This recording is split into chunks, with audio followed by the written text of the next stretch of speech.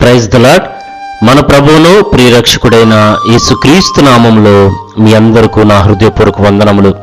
ప్రియులరా, ఈనాటి మనల్ని బలపరచు దేవుని వాగ్దానము, సియోనులో యెరూషలేములోనే యొక్క జనము కాపురముండును. జనమా, నీవిక నేమాత్రము కన్నీళ్లు విడువవు. ఆయన నీ మొర్ర విని నిశ్చయముగా నిన్ను కరుణించును. ఆయన నీ మాట వినగానే నీకు ఉత్తరమిచ్చును.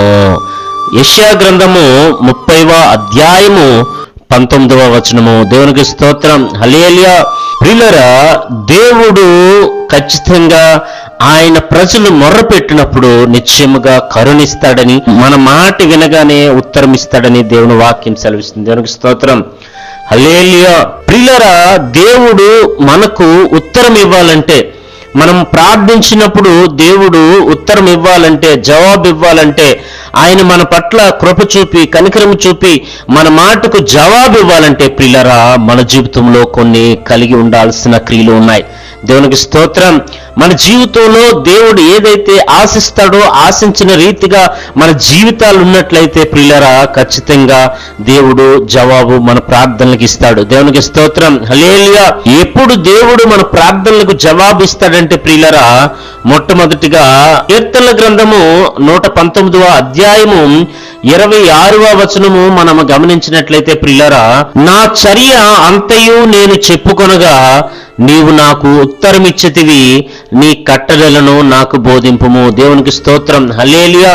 ప్రియులారా, ఉన్నది ఉన్నట్టుగా దేవునికి ఎప్పుడైతే మనం మొరపెడతామో, ఎప్పుడైతే మన జీవితంలో యథార్థంగా దేవుని సన్నిధిలో మొరపెడతామో, సమస్తము ఎరిగిన దేవునికి ఏ దాపరకము లేకుండా మన జీవితాలు తెరిచిన పుస్తకం వల్లే దేవుని సన్నిధిలో మొరపెడతామో ప్రియులరా, ఖచ్చితంగా దేవుడు మన ప్రార్థనకు జవాబు అనుగ్రహిస్తాడు. దేవునికి స్తోత్రం, హల్లెలూయా. ప్రియులరా, రెండవదిగా దేవుడు మన ప్రార్థనలకు ఉత్తరం ఇవ్వాలంటే ప్రియులరా, ఆయన వాక్యమును గైకొనాలని దేవుని వాక్యం సెలవిస్తుంది. దేవునికి స్తోత్రం, హల్లెలూయా. కీర్తనల గ్రంథము 119వ అధ్యాయము 145వ వచనము మనము గమనించినట్లయితే ప్రియులరా, యెహోవా, హృదయపూర్వకముగా నేను మొర్రపెట్టుచున్నాను, నీ కట్టడలను నేను గైకొనున్నట్లు నాకు ఉత్తరమిమ్ము. దేవునికి స్తోత్రం, హల్లెలూయా. ప్రియులరా, దేవుడు మన ప్రార్థనలకు ఉత్తరం ఇవ్వాలంటే ప్రియులరా, మనము దేవుని యొక్క కట్టడలను గైకొని వారమై ఉండాలి. ఆయన వాక్యమును అనుసరించే వారమై ఉండాలి ప్రియులారా. ఎప్పుడైతే ఆయన వాక్యమును గైకుంటామో, అనుసరిస్తామో, దాని ప్రకారంగా మన జీవితాలు కట్టుకుంటామో ప్రియులారా, ఖచ్చితంగా దేవుడు మన ప్రార్థనలకు ఉత్తరం ఇస్తాడు. ఎంతో మంది దేవుని ప్రజలు ఆయన వాక్యమును గైకొని వారి ప్రార్థనలకు జవాబు పొందిన అనుభవాలు ఎన్నో ఉన్నాయి ప్రియులారా. ఎన్నో సాక్ష్యాలు కూడా మనం మన చెవులారా విని ఉన్నాం. కనుక దేవుని వాక్యము అయినటువంటి దేవుని గ్రంథాన్ని మనం ఎప్పటికప్పుడు పఠిస్తూ ఆయన ఆజ్ఞలను, ఆయన చిత్తాన్ని, ఆయన మన జీవితంలో ఏదైతే ఆశిస్తున్నాడో, ఏది కోరుకుంటున్నాడో ఆ చిత్తాన్ని గ్రహించి దాని ప్రకారంగా మనం జీవించినట్లయితే ప్రియులారా, ఖచ్చితంగా దేవుడు మన ప్రార్థనలకు జవాబిస్తాడు. దేవునికి స్తోత్రం, హల్లెలూయా. ప్రియులారా, మూడవదిగా దేవుడు మన ప్రార్థనలకు జవాబు ఇవ్వాలంటే ప్రియులారా, ఖచ్చితంగా పాపములు విడిచిపెట్టాలి. యెషయా గ్రంథము 59వ అధ్యాయము 1-2 వచనాలు గమనించినట్లయితే ప్రియులారా, అక్కడ దేవుని వాక్యము క్లియర్గా మనతో మాట్లాడుతూ ఉంటుంది. దేవునికి స్తోత్రం, హల్లెలూయా. ప్రియులారా, రక్షింప నేరకి ఉండినట్లు యెహోవా హస్తము కురుచ కాలేదు, విననేరకి ఉండినట్లు ఆయన చెవులు మందము కాలేదు. మీ దోషములు మీకును మీ దేవునికి అడ్డముగా వచ్చెను, మీ పాపములు ఆయన ముఖమును మీకును మరుగుపరిచెను గనుక ఆయన ఆలకింపుకున్నాడు. దేవునికి స్తోత్రం, హల్లెలూయా.